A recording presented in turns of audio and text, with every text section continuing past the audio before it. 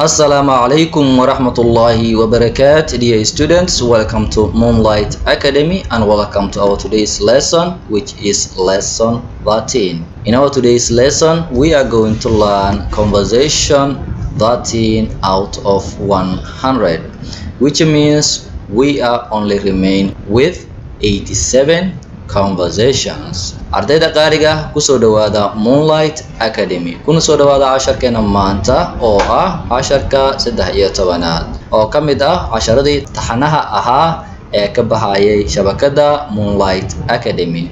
Casharka maanta waxaan ku qaadan doonaa wada sheekaysigii 13aad.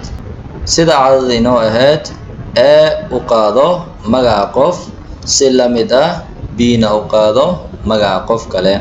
Marka A iyo B ayaa ka soo muuqan doono wada sheekaysiga. Where does Somalia locate? Where does Somalia locate?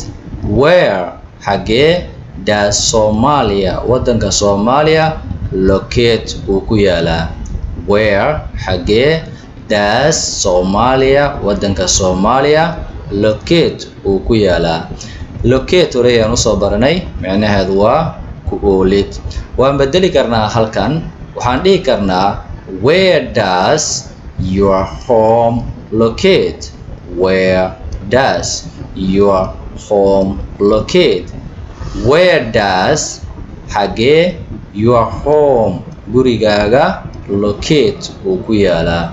Tusaale haddii aan doonayno inaan dhahno where does your shop locate?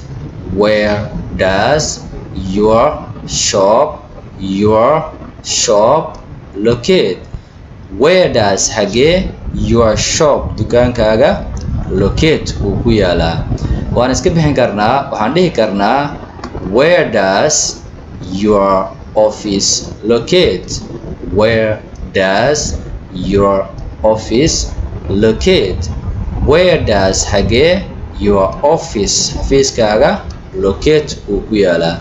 Marka halkan waad iska bedeli kartaa, wixii aad doontid ayaad ku bedeli kartaa.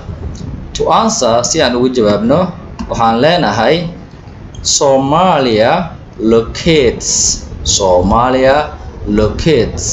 in East Africa. Somalia locates in East Africa. Somalia, dalka Soomaaliya locates, halkan s ayaan raacinay waayo waxaan isticmaalnay does.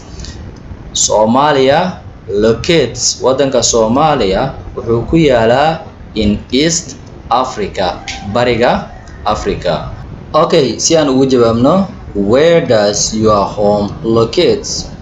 Waxaan leenahay my home gurigayga locates wuxuu ku yaalaa meesha uu ku yaalo ayaad sheegaysaa. Tusaale waxaad dhihi kartaa my home gurigayga locates wuxuu ku yaalaa near the market, agagaarka suuqa. Where does your shop locate? Midii ahayd waxaan ugu jawaabaynaa my shop dukaankayga locates wuxuu ku yaalaa meesha uu ku yaalo. Tusaale waxaan dhihi karnaa near the mosque, agagaarka masjidka. Where does your office locate? Waxaan ugu jawaabaynaa my office xafiiskayga locates wuxuu ku yaalaa meesha uu ku yaalo ayaad inoo sheegaysaa. Meesha uu ku yaalo ayaad inoo sheegaysaa. Tusaale waxaad dhihi kartaa my office locates, xafiiskayga wuxuu ku yaalaa next to the supermarket. Xafiiskayga wuxuu xigaa supermarketka. Xafiiskayga wuxuu xigaa supermarketka. My office xafiiskayga locates wuxuu ku yaalaa next to the supermarket, wuxuu xigaa supermarketka. When did Somalia take freedom? When did Somalia take freedom? When goorma did Somalia wadanka Soomaaliya take qaadatay freedom xoriyad? Marka haddii aan isku xirno waxay noqonaysaa when did Somalia take freedom? Goorme Soomaaliya xorriyadda ay qaadatay?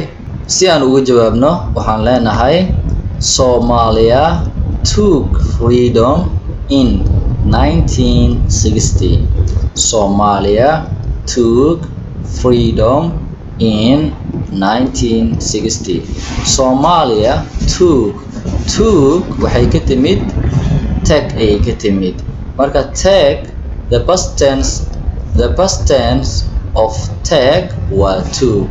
Take waa ficil hadda ah, tookna waa ficil tagay. Marka waxaan leenahay Soomaaliya, waddanka Soomaaliya took waxay qaadatay freedom xorriyad in markii lagu guda jiray 1960 1960. Soomaaliya, waddanka Soomaaliya took waxay qaadatay freedom xorriyadda in markii lagu guda jiray in 1960 1960.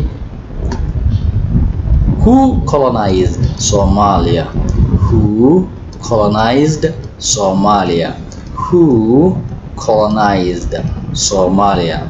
Who yaa colonized gumaysaday? Colonized macnaheedu waa gumaysi. Colonized macnaheedana waa ficil tagay oo ah colonize. Colonize waa gumaysi, colonizedna yaa gumaysaday Soomaaliya, dalka Soomaaliya. Who yaa colonized gumaysaday Soomaaliya, dalka Soomaaliya? French, Italy and British colonized Somalia. French, Italy and British colonized Somalia.